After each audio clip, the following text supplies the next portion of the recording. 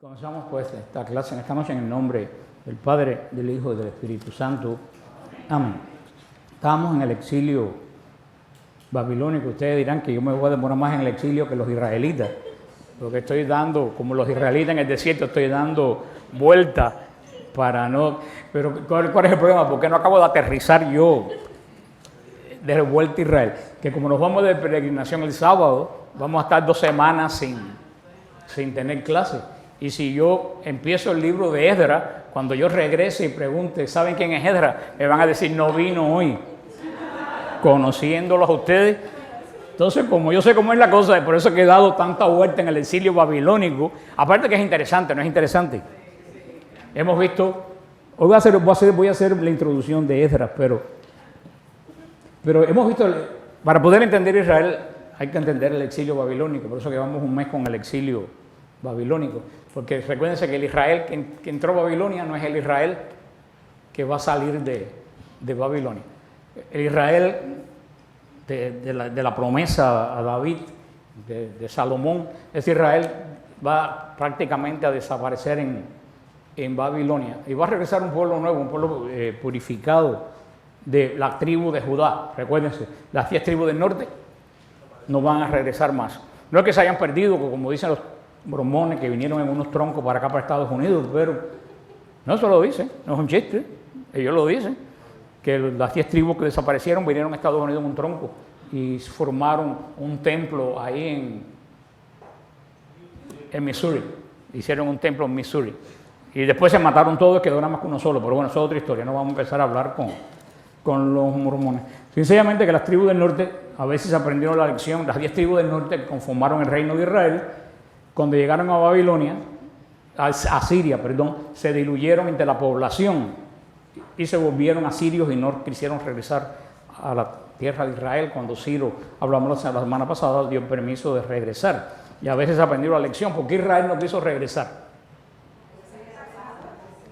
Esa es la parte física, que se habían casado, que tenían propiedades, como todos los exilados habían hecho una vida, pero hay una parte espiritual. ¿Por qué Israel, no, las 10 tribus del norte, por qué no regresaron? Lo aprendieron bien, habían perdido el pacto. Dios hizo un pacto con Israel, pero el pacto no era con las 12 tribus. ¿El pacto con quién era? Con Judá. El pacto era con la tribu de Judá solamente. Se lo dijo, ¿se recuerdan? En el último capítulo de Génesis se lo dice Jacob a Judá. El cachorro de león eres Judá. Y los hermanos se van a inclinar ante ti, porque tú tendrás la corona y el bastón de mando hasta que regrese aquel a quien pertenece. Por eso Judá tenía la promesa de estar presente cuando Cristo viniera. Por eso cuando Cristo viene y entra el domingo de Ramos en Jerusalén, entra a Jerusalén, capital de Judá, y ahí lo aclaman como rey. ¿Qué es lo que recibe de Judá? La corona y el bastón de mando, que es la ley, por eso que va al templo. Las otras tribus no tenían la promesa. Eso lo tienen claro, ¿no? 12 tribus, ¿cuántos tenían la promesa? Una. ¿Cuál tribu? Judá. ¿Y cómo las otras tribus compartían la promesa? Ajá. Si se mantenían unidos a Judá, porque la promesa era de Judá. Si ellos se mantenían unidos a Judá, ellos tenían la promesa. Por eso cuando iban a adorar, ¿a dónde tenían que subir? A Judá. A Jerusalén, no podían adorar en sus territorios, tenían que ir a adorar una sola adoración al templo, una sola ley, un solo culto, un solo sacerdocio. Por eso todas las tribus compartían la promesa de Judá. ¿Qué pasó con las 10 tribus del norte? Se separaron, hicieron un templo aparte. ¿Se apartaron de qué? De la promesa. La promesa era para una sola tribu. Se apartaron y perdieron la promesa de Dios. Por eso es que se diluyeron en el mundo asirio. Y cuando llegó la orden de reconquista, ya no quisieron regresar. Y en el tema que yo tengo en apologeticasiloe.com, el tema que yo tengo ahí que se llama Sobre esta roca, yo hago la comparación, porque recuérdense que para entender el Nuevo Testamento hay que entender ¿qué cosa? El Antiguo Testamento. Y para entender la iglesia hay que entender ¿a quién? Ajá, a Israel. Para entender la iglesia hay que entender Israel. Yo nunca he entendido más la iglesia que desde que estoy viajando a Israel. Porque la iglesia es la plenitud de lo que en Israel es la promesa, que es el pueblo de Dios. Israel fue el pueblo de la primera alianza, la iglesia es el pueblo de la segunda alianza. Por eso, sobre esta roca yo pongo el paralelo, que así como en Israel habían 12 tribus y una sola tuvo la promesa, Jesús escoge a ¿cuántos apóstoles? 12. ¿No ves? 12 y 12. En Israel, una sola, de los 12 tribus, una sola tenía la promesa, Judá. De los 12 apóstoles, uno solo tiene la promesa, Pedro. Sobre esta roca edificaré mi iglesia y las puertas del infierno no prevalecerán. A ti te doy el poder de atar y desatar. Lo que ates yo lo ato, lo que desato.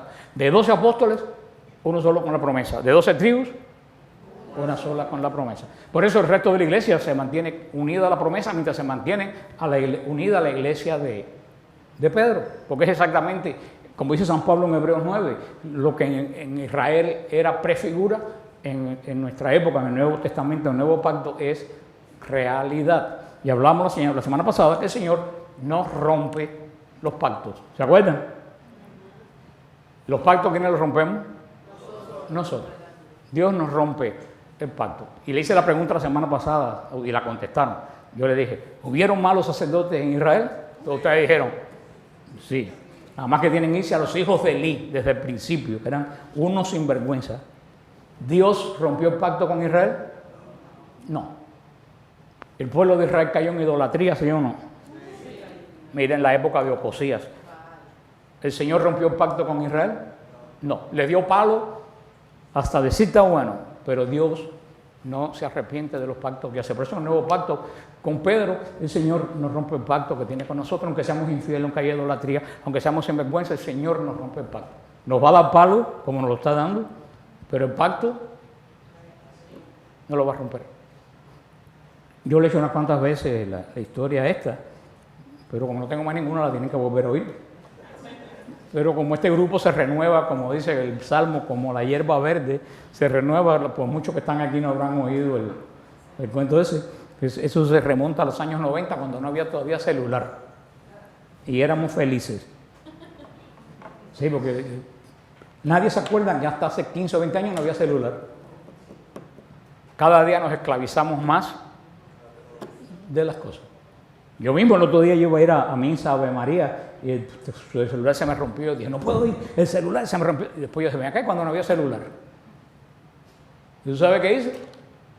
Me fui que nos vamos esclavizando de cada vez más. No tengo GPS, no tengo celular. No, pero bueno, ya estoy ya como los viejos, me fui por otro lado. Estoy como Madre Angélica, lo que me falta es coger un caramelo y metérmelo en la boca. Pues resulta que había un señor, hay todavía un señor de una iglesia sacando por ahí, que se llama Cristo rompe las cadenas, que grita, nosotros lo hemos oído, que grite, se queda sin voz, y casi el último caso, rugir casi. Y sí, verdad que sí, eso no se me dio muy raro. Y él venía diciendo a la iglesia católica, prostituta de Babilonia, católicos, sálganse de Babilonia, la que mata a los santos. Y yo me bajé en Flagler y la 57, fíjate que no se me olvida, en un Chevron que hay ahí. Y cuando eso todavía los teléfonos valían 25 centavos, no sé cuántos valen ahora, porque ya eso yo creo que es obsoleto, ¿eh? Ah, no existen ya, mira tú lo desactivado que estoy, no existen nada ya. Bueno, me bajé en el teléfono público que había hecho y lo llamé, tuve la suerte de entrar al programa porque era por la tarde. Y me dice, dígame hermano, ¿usted está diciendo que la Iglesia Católica es la prostituta de Babilonia? Y digo, pues sí, la que mata a los mártires. Y usted está diciendo que Cristo viene ya. Y me dijo, pues Cristo viene en cualquier momento y yo me voy con el micrófono para el cielo porque ya el Señor viene. Y dije, entonces yo quiero dejar bien claro que usted me está enseñando que la Iglesia Católica es la prostituta de Babilonia y que Cristo está veniendo. Y me dijo, pero ¿cuál es tu duda? Eso no es duda, eso es la realidad. Digo, no, pastor, mi duda es que dice San Pablo, segunda de Tesalonicenses, capítulo 2, que al final de los tiempos va a haber una gran apostasía. Y Cristo dice que al final de los tiempos la gente se va a ir detrás de falsos profetas. Si usted me dice que este es el final de los tiempos y usted me dice que la Iglesia Católica está vacía y la suya llena, entonces usted es la iglesia del falso profeta. Y me colgó, dijo que yo era un hijo de Satanás y me colgó. Parece que no le gustó porque a veces lo que le he dicho a usted de la teología más que nada es, ¿qué cosa? Sentido común. Porque Dios es el Dios del sentido común. Por eso estábamos viendo que el exilio sobre todo en Babilonia, para Judá, Porque recuérdense las dos diferencias. El que no tenía la promesa, en el exilio no pasó absolutamente nada. ¿Qué fue lo que hicieron? Se desaparecieron. Ahora, en el exilio de Judá, en Babilonia, sí hubo una gran bendición. Porque como dice San Pablo en Romanos 8:28, todo obra para bien del que ama al Señor, aún las peores cosas. Vemos que en el exilio babilónico, ¿qué hizo Israel? Se arrepintió de su pecado. Se arrepintió de su idolatría. ¿Qué hizo Israel, Judá, en el exilio babilónico? Instauraron la sinagoga, que hasta ese momento no existía. La sinagoga eran las casas, empezaron a tener lugares donde reunirse, no adorar. Ellos no podían adorar en Babilonia. ¿Por qué ellos no podían adorar en Babilonia? Porque no había templo, no había altar de sacrificio, no estaba el arca. Por eso no puede haber adoración sin altar. Para que haya adoración tiene que haber altar. Y para que haya adoración tiene que haber sacrificio. Si no hay sacrificio y no hay altar, no hay adoración. Por eso el Levítico es un manual de adoración y toda la adoración de Israel giraba alrededor del sacrificio en el altar. Judá no podía adorar en Babilonia. Por eso lo que hicieron fue la sinagoga. Les explicaba que la sinagoga es un grupo de oración como lo que tenemos nosotros aquí. Los judíos en la sinagoga no adoran. Desde que se cayó el templo de Israel, ya Israel no volvió a adorar. Ellos oran. Igual que nosotros adoramos en la Eucaristía. Nosotros aquí no podemos adorar, nosotros aquí alabamos a Dios. Pero la adoración es el sacrificio, en el sacrificio del Cordero, en la Eucaristía, que es el sacrificio único y el único culto que ha dejado el Señor. Pues la sinagoga pasó a ser como este lugar, como un grupo donde los judíos se reunían a orar, a cantar, a estudiar las escrituras, como estamos haciendo nosotros. Gran invento de los judíos en Babilonia, la sinagoga, que hasta el día de hoy sigue funcionando, porque después del exilio más largo judío del año 70 de nuestra era, el corazón del pueblo de Israel, que no tenía la nación, pasó a ser la sinagoga hasta el día de hoy, porque no hay templo. Habla templo. Yo vi una noticia hoy en un web que entré de otras iglesias, hablando que los judíos habían hecho hace poco un sacrificio por primera vez en Israel, y diciendo que bueno. Y yo dije, estos hermanos están más perdidos que el hijo de Limber. Porque aunque Israel haga 1000 sacrificios, esos sacrificios no son agradables a Dios ya. ¿Por qué? Porque se acabó el pacto. Si se acabó el pacto cuando el Señor dijo, todo se ha cumplido, ¿qué pasó con la cortina? Se rasgó, se acabó el pacto, y con el pacto se acabó la adoración, la profecía y los libros de ese pacto. Luego entonces, ya Israel no tiene pacto con Dios. ¿Quién tiene pacto con Dios ahora? Nosotros, la adoración la tenemos nosotros. Por eso, Israel, aunque haga 1000 ceremonias, no va a ser ningún tipo de sacrificio agradable a Dios. Después del sacrificio de Jesús en la cruz, ¿qué sacrificio de animal puede satisfacer a Dios? Porque van a construir el templo para el fin del mundo. Y eso es un disparate, están engañando a la gente con ciencia ficción. Porque yo no creo que vayan a levantar el templo. ¿Por qué no pueden levantar el templo? Porque tendrían que volar la mezquita. Y si vuelan la mezquita, a la semana volamos todos, nosotros incluidos, así que no habría templo. Pero vamos a suponer que pudieran hacer el templo. ¿Está el arca? No. Van a poder adorar si el pacto se acabó. ¿Qué sería el templo? Una casa como la Iglesia de la Luz del Mundo, como los mormones, una cosa vacía. O sea que es absurdo toda esa ciencia ficción cuando tenemos la verdadera adoración con el verdadero Cordero. Pero Israel encontró el sentido de su identidad en la sinagoga hasta el día de hoy. Otra de las cosas que hablamos buenas que aprendió Israel, cuando tengo un enredo con Israel, con Judá, pero ya de ahora en adelante Israel va a constituir ¿qué cosa? Judá, porque el otro Israel no existe. Fue el idioma se enriqueció con el idioma cananeo, con el idioma babilonio. ¿Qué es lo que surge? El arameo. Entonces, como ellos ya tienen un idioma, el idioma judío hasta el día de hoy es extremadamente pobre. Nadie se imagina lo pobre que es el idioma judío. Ellos casi no tienen palabras para definir las cosas. Por ejemplo, ellos no tienen palabras para decir la noche. Ellos dicen la oscuridad que cae en la traducción. Por eso la confusión en la Biblia. Ellos no tienen la palabra hermano en Israel hasta el día de hoy. cuando se van a referir al hermano, dicen el hijo de tu madre. Por eso que la Biblia dice que Josué subió con los 120 hermanos, ni que la madre fuera una coneja, ¿no? Y por eso que dice que Abraham y Lot eran hermanos, y después más adelante dicen que Abraham y Lot eran primos. Es un idioma muy limitado. Hoy en día es un idioma muy limitado. Imagínate, hace 3000 años atrás, era mucho más limitado. Creció con el vocablo babilonio, y a partir del regreso de Judá, ¿qué es lo que surge? La casta de los escribas. ¿Qué van a hacer los escribas? Escribir los libros de la Biblia, que hasta ese momento muchos eran orales y otros estaban escritos primitivamente. Antes de Babilonia no existían los escribas. O sea que vimos cómo nacen cosas buenas, pero al mismo tiempo nacen cosas malas. ¿Qué es lo malo que nace en el exilio babilónico? Se pierde el nombre de Dios. El nombre de Dios era pronunciado, ¿qué día? Yom Kippur, el día de la expiación. Y cuando el nombre de Dios se pronunciaba, todo Israel se postraba y pegaba el piso en la cabeza. Era la única vez que se pronunciaba el nombre de Dios en la bendición del día de Yom Kippur. En Babilonia, los rabinos, para evitar que el nombre de Dios fuera profanado, prohibieron mencionar el nombre de Dios. Entonces, a partir de ahí, se pierde para siempre el sonido del nombre de Dios, porque ya los nuevos sacerdotes de la casa de Aarón, los Kohanim, ya pierden la fonética del nombre, solamente queda el tetragramatón. Por eso con las 4 letras. Por eso cuando ven las 4 letras, ¿qué dicen ellos? Hashem. En vez de decir el nombre, dicen Hashem.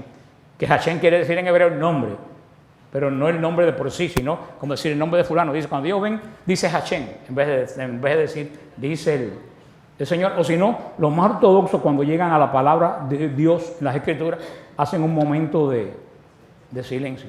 Si ustedes van a un website judío, van a escribir algo, imprimir, siempre les dicen que no tires el papel al piso por si ahí está el nombre de Dios escrito. Y ellos nada más que escriben D-S. Ellos no ponen el nombre de... Ahí se perdió la fonética del nombre de Dios para siempre. Por eso después, que ya no tenemos la prohibición, los cristianos, de usar el nombre de Dios, porque eso es de la primera alianza, aunque el nombre de Dios sigue estando de no tomarlo, ¿en qué? En vano. Hoy en día el nombre de Dios se utiliza en vano continuamente. El nombre de Dios debía pronunciarse lo menos que se pueda, solamente en la oración.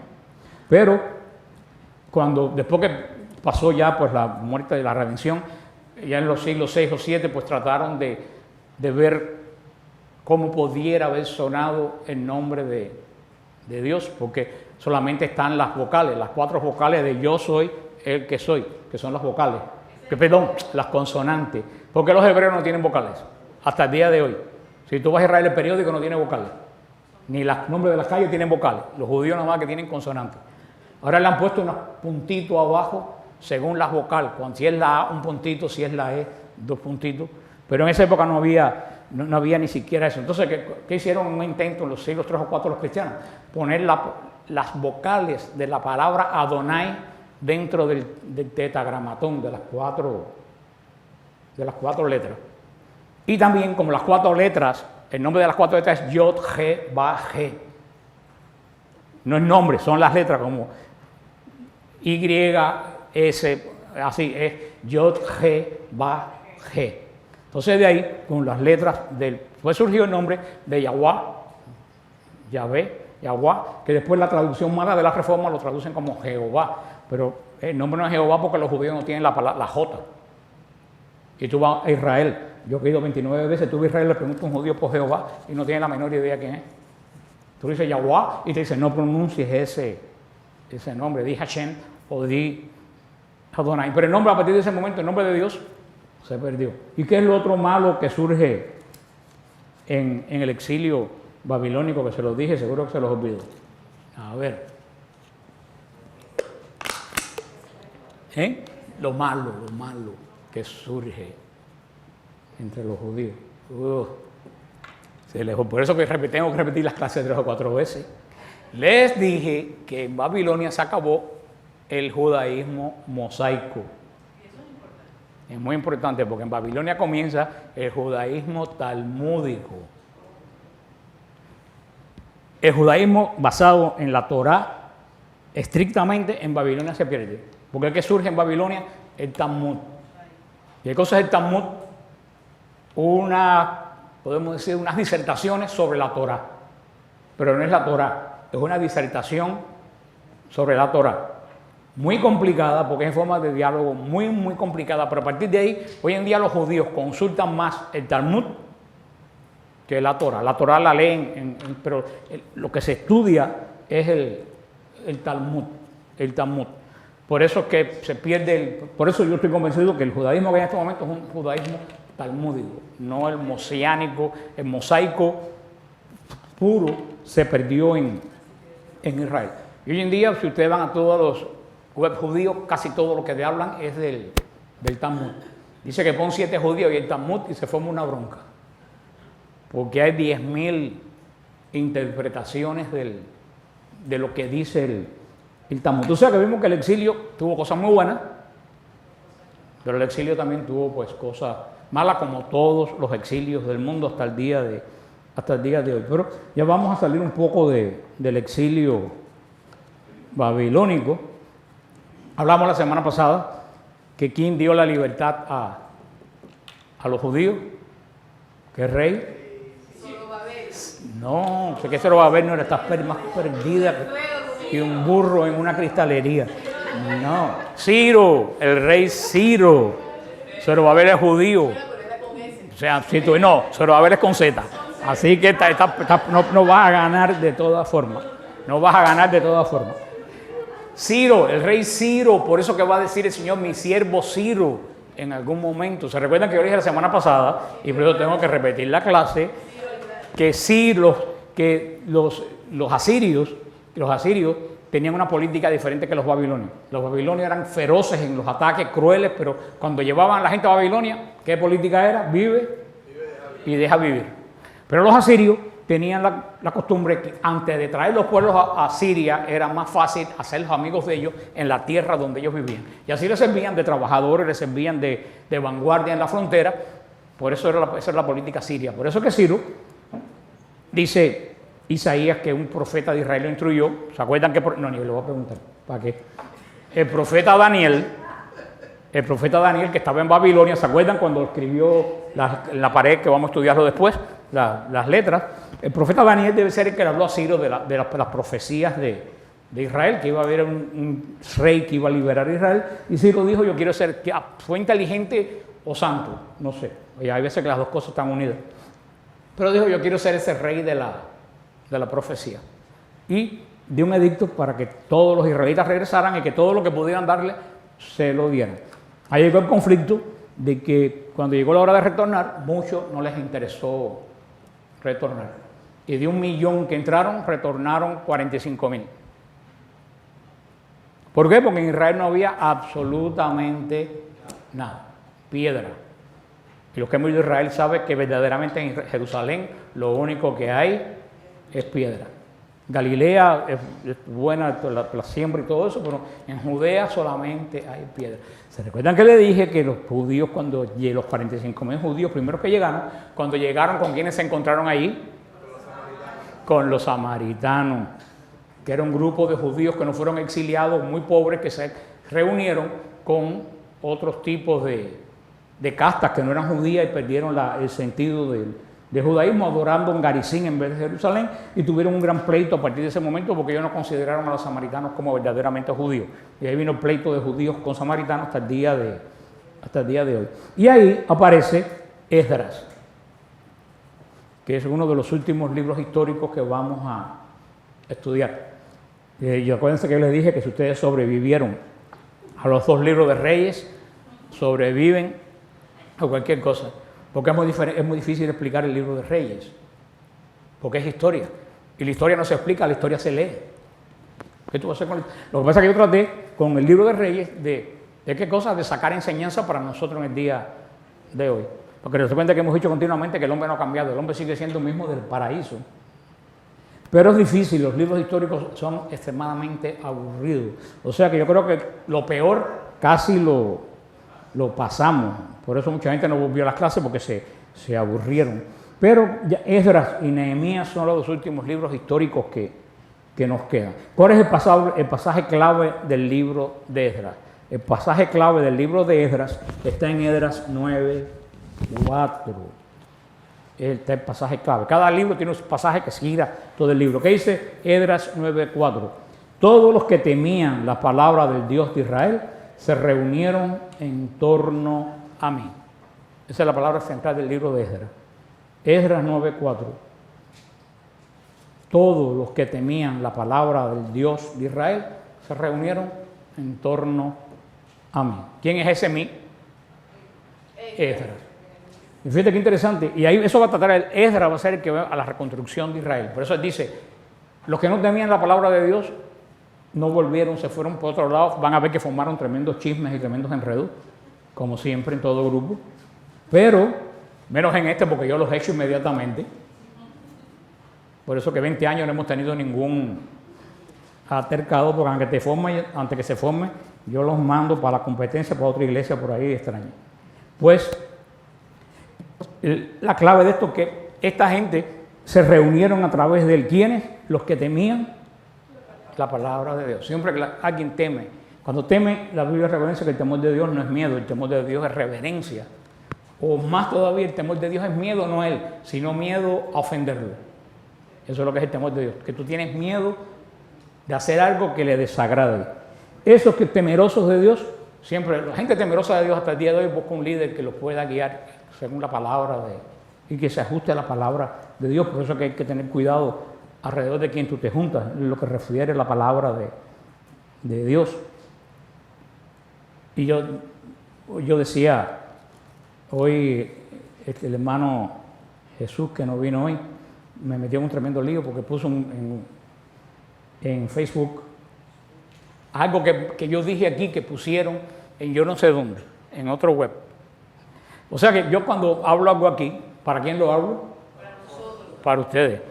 Pero cuando lo ponen en otro web, la gente piensa que estoy hablando para toda la Iglesia Universal y yo no soy el Papa para hablar cátedra. Pero es algo que está bien. ¿Qué fue lo que puso en ese? Se llama Church Pop, algo de eso se llama el web. Que puso en una clase que yo di aquí sobre la paz en la misa.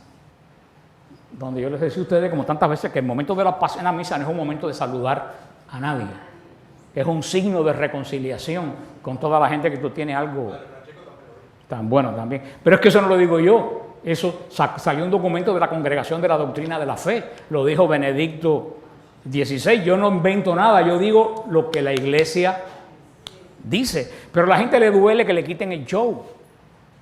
La gente ha hecho de la Eucaristía un circo porque no conoce el poder de la presencia de Cristo Cordero de la Pascua en el altar. Y han querido ser de la Eucaristía algo para entretener a la gente.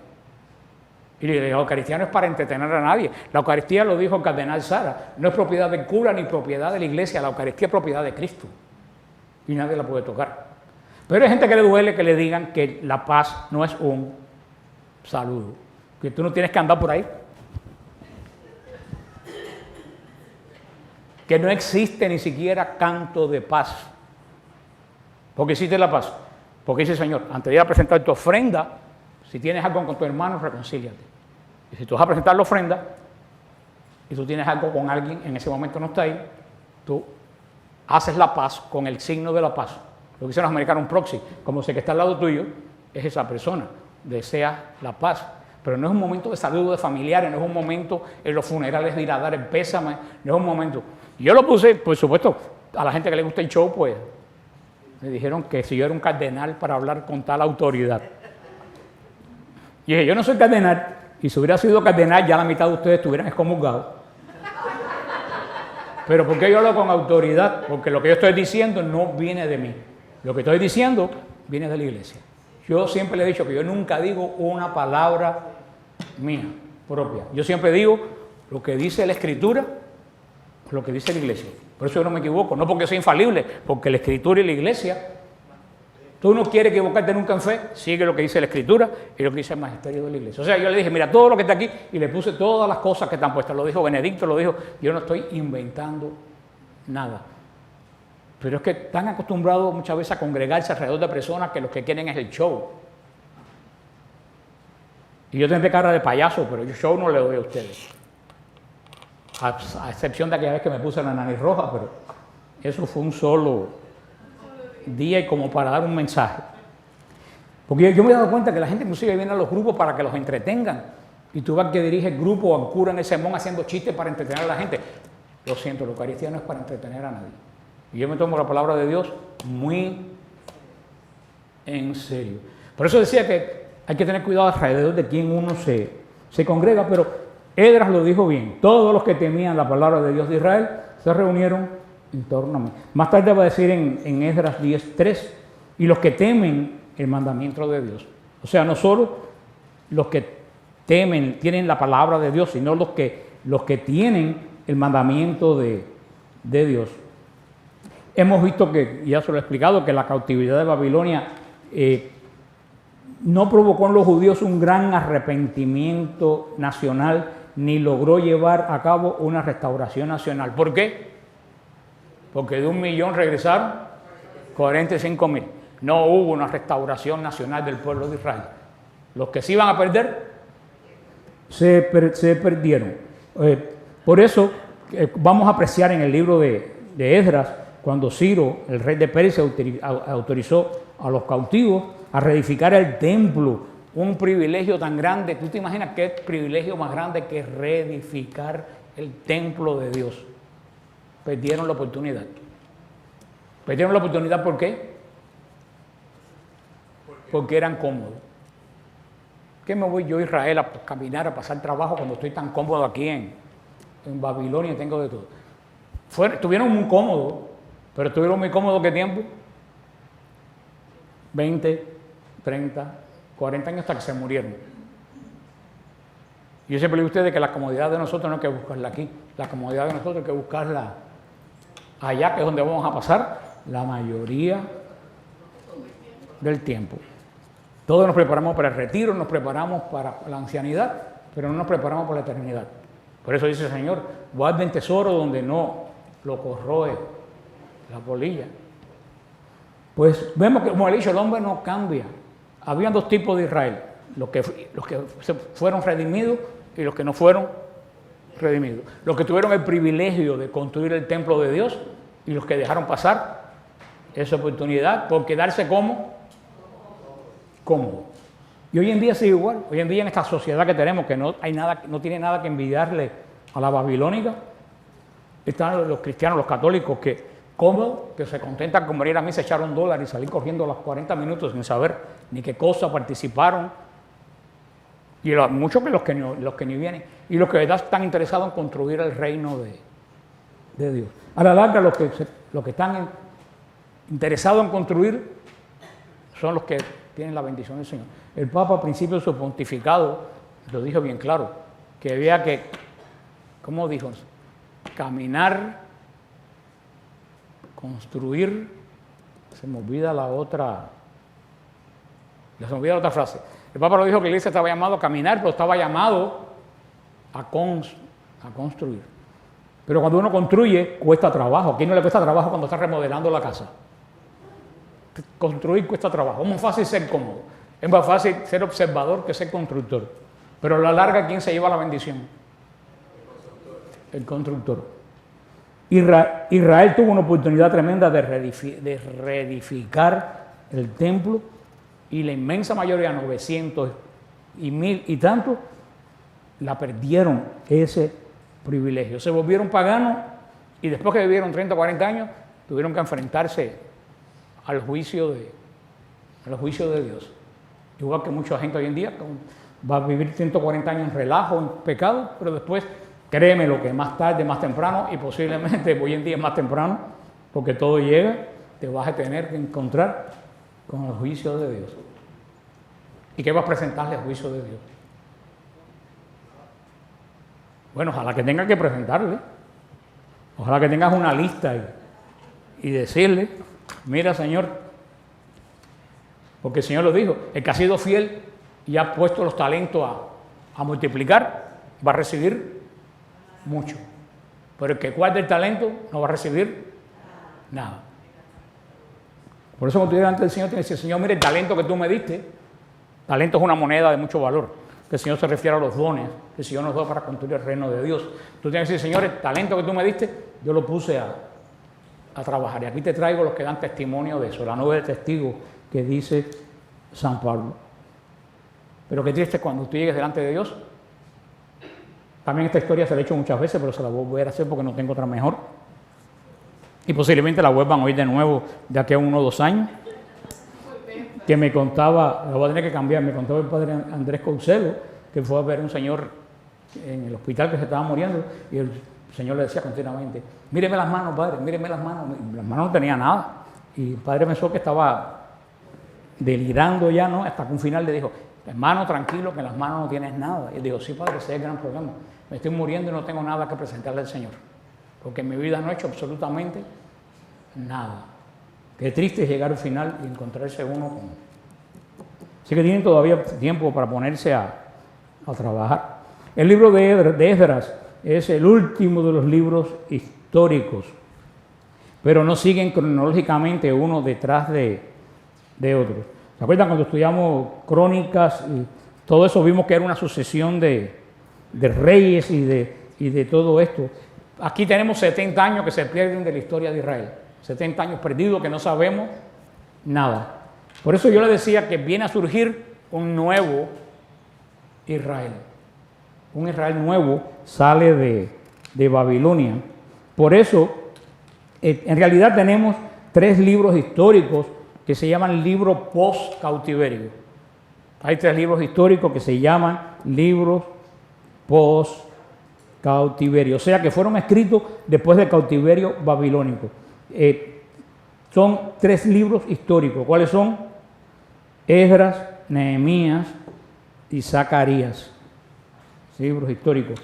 Esdras y Nehemías, que es lo que vamos a ver, fueron 2 líderes que deben de ser considerados conjuntamente. Por eso Esdras y Nehemías están un libro detrás de otro. Estos 2 líderes tenemos que, pues se consideran como uno, pero también están los profetas post-cautiverio. ¿Cuáles son los profetas post-cautiverio? Ageo, Zacarías y Malaquías. Son los profetas post-cautiverio. Ezequiel es el cautiverio. Isaías y Jeremías son anteriores al... Amós es antes del cautiverio. Ezequiel y Daniel son los profetas del cautiverio. Ezequiel va a ser el profeta, salió de Israel, comienza la profecía y llegó hasta Babilonia. Pero tenemos Ageo, Zacarías y Malaquías van a ser los profetas post-cautiverio. Esdras es importante. Esdras fue un sacerdote. Esdras era de casta sacerdotal. Nehemías era un laico. Alguien que no tenía ningún tipo de ni levita, ni sacerdote, ni nada. O sea que en Israel, igual que en la iglesia, estaba la casta sacerdotal y los laicos. Así que tenemos claro, Esdras que fue sacerdote y Nehemías. Sin embargo, juntos trabajaron para hacer la voluntad de Dios y construir el templo. ¿Qué es lo que pasa en la iglesia? El clero y los laicos tenemos que trabajar en conjunto para construir el reino de Dios. El clero no puede hablar por un lado y los laicos para, como dijo el Santo Padre Benedicto, ni los laicos pueden ser clero, ni el clero puede ser laico. Cada cual a lo suyo en su función y todos construyendo el reino de Dios. No hay nada más triste que un cura que quiere hacerse laico, ¿vale? Que en el sentido de andar como un laico. Y todavía es más terrible un laico que quiere hacerse como un cura y ocupar. Y peor es una laica que se quiere hacer obispa. Como algunas que yo conozco, que son el terror de las iglesias. Por eso, los presbíteros tienen que ser, ¿qué cosa? Presbíteros. Y los laicos tenemos que ser laicos, saber dónde están las líneas. Pero sin embargo, los dos, como Nehemías y Esdras, construir ¿qué cosa? El reino de Dios. Como que ellos construyeron a Jerusalén. Ageo y Zacarías, también estos 2 profetas, trabajaron juntos y animaron a la gente para que edificaran el templo. O sea que mientras habían laicos y sacerdotes que construían el templo, habían profetas que animaban a la gente a construir el templo. Ageo, y me encanta Ageo cuando lo veamos, fue un hombre práctico, un hombre con sentido común, un hombre verdaderamente práctico, lo veremos cuando estudiemos su libro. La reconstrucción, la restauración del templo fue la pasión suprema de Ageo. El profeta Ageo, contrario con Isaías, no era romántico, ni poeta, ni nada. ¿Era qué cosa? Práctico. Zacarías, por el contrario, era un soñador. Que es bueno las dos cosas. Es bueno tener en la iglesia quien sueñe y es bueno tener en la iglesia quien sea práctico. Como el Señor le dijo a Marta y María. María se llevó la mejor parte porque se sentó a los pies del Señor. Pero si no hay Marta, la iglesia tiene churre. O sea que tiene que haber Marta y tienen que haber María. Lo que pasa es que María se llevó el mejor pedazo. Sin embargo, Zacarías era un hombre soñador. Zacarías tuvo visiones de que veía unas cestas y vio a dos mujeres llevadas por el aire, cosas así. Pero lo interesante es que Zacarías nunca hubiera podido meterse en los asuntos de la construcción del templo y saber qué hacía para hacer los cimientos y todo eso. Él nunca podía haber hecho esto. ¿Quién lo hizo? Esdras. Ageo y Esdras. Y Esdras también. Por eso que en la iglesia la gente no entiende. En la iglesia tenemos los que trabajamos y tenemos los que oran. ¿Quiénes son los que oran? Los monjes y las monjas, carmelitas descalzas, por ejemplo, las que vamos una vez al mes a adorar con ellas. Esa es la parte de la iglesia que adora, que la gente no la entiende. Pero también están los que predicamos, los que damos catecismo, los que tenemos la parte práctica. Los dos son importantes, pero yo siempre le digo a las madres carmelitas, cuando conozco monjas o monjes, yo les digo, si ustedes no oran, nosotros no podemos construir la iglesia.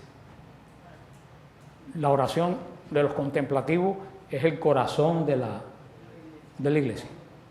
Yo que tenemos retiro, cuando tenemos viajes, yo contacto 30 o 40 monasterios para que oren por nosotros. Más, yo tengo una lista como de 100 monasterios religiosas y frailes que yo todos los jueves les mando las peticiones de oración y ellos oran continuamente toda la semana, porque esa es la misión de ellos, orar, es el corazón de la iglesia. Pero vemos que desde la antigüedad pasaba así.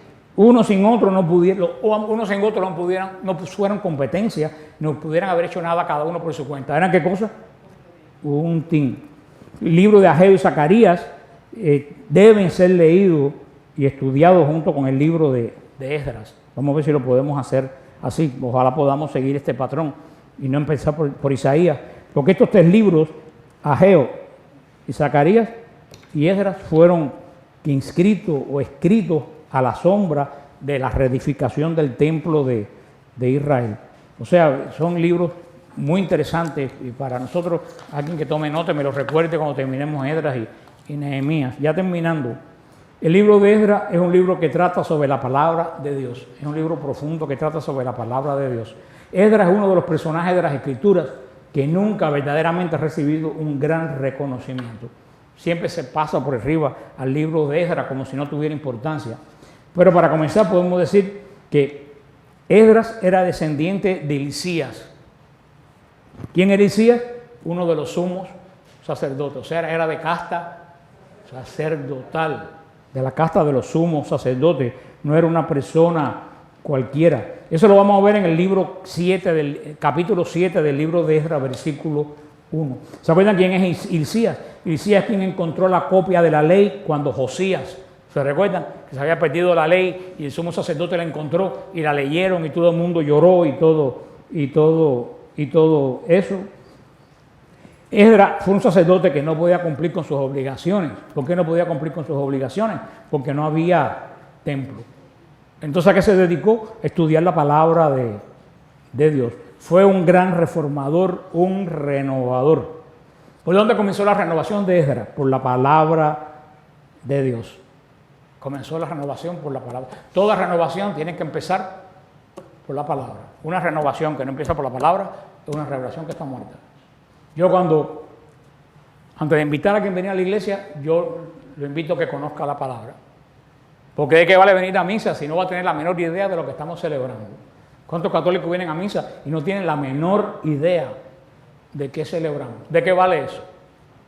Por eso cuando conocen la palabra de Dios y conocen el valor de la Eucaristía a través de San Juan 6, con el escrito eso que yo les recomiendo, que tenga apologética, que se llama La Pascua Eterna, para entender la Eucaristía, es cuando tú puedes invitar a la persona, pero todo, si no lo que viene es a tener número para llenar la iglesia, y eso no funciona. Como nosotros no cobramos diezmo, no importa que vengan mucho, que venga poco. Así que, porque hoy en día hay un negocio de diezmo, de tener más gente, no para la palabra de Dios, sino para ver cómo vivo yo, pero como nosotros no cobramos diezmo, por eso la iglesia, por eso el Papa Juan Pablo II dijo que antes de ir a evangelizar a los ateos, hay que evangelizar la iglesia. Porque tú no puedes traer gente aquí que vean un grupo, una congregación vacía, una congregación llena de tonterías y de paganismo. Esdras lo hizo bien. Esdras comenzó por la palabra de Dios. Comenzó bien por la palabra de Dios. Esdras es el gran organizador de la sinagoga en Israel. Ya él traía la experiencia de Babilonia. Esdras es el gran organizador. Si la sinagoga vino de Babilonia para Israel, se debe a Esdras. Esdras fue el fundador de los escribas. Mira qué interesante es Esdras, fundador de los escribas. Esdras ayudó a establecer el canon de las escrituras. Todos esos libros que estaban regados, Esdras fue quien empezó a compilarlo. Por eso, Esdras es la importancia que tiene, que yo les decía a ustedes, que ha sido muy verdaderamente, muy mal tratado. La renovación de Israel y la renovación de la iglesia van a venir mientras la gente conozca más la palabra de Dios. Por eso un grupo que no conoce la palabra de Dios es un grupo que está muerto, un grupo que viene a socializar. Un grupo tiene que conocer la palabra de Dios y tener por lo menos una vez al mes una adoración. Hay muchas referencias, ya terminando, en el libro de Esdras a la palabra de Dios. Por lo menos hay 10 referencias directas a la palabra de Dios. El libro de Esdras nos va a dar una verdadera idea de cómo comienza a funcionar Israel. En el libro de Esdras tenemos dos grandes divisiones. Tenemos el regreso de Babilonia bajo el liderazgo de Zorobabel. Esos son los parientes de Lucy. Esos son el que me quería colar como Ciro. Esos son los primeros 6 capítulos, están relacionados al liderazgo de Zorobabel y al regreso de Babilonia. Luego tenemos el regreso a la Tierra Santa bajo la dirección de Esdras. O sea que la primera parte de Esdras, a pesar de que se llama el libro de Esdras, ¿de quién va a tratar? De Zorobabel. Los últimos capítulos, ¿sobre quién va a tratar? De Esdras. Porque primero vino Zorobabel y Esdras vino después con unos 2.000 personas. Zorobabel vino con 45.000 o 50.000, Esdras vino con unos 2.000 personas. Un último bosquejo. Retorno a Babilonia conducido por Zorobabel, de Babilonia conducido por Zorobabel, 50.000 personas, del 1 al 6. Restauración del templo por el decreto de Ciro, capítulo 1. Restauración de Israel bajo Zorobabel, capítulo 2. Reedificación del templo, capítulo 3.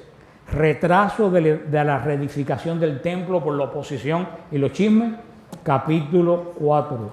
Reanudación de la reedificación del templo y el decreto del rey Darío, 5 y 6. O sea, el retorno a Babilonia conducido por Esdras, 7 al 10, que regresaron unos 2.000. Así que eso es lo que vamos a empezar a estudiar cuando regresemos del viaje de la peregrinación.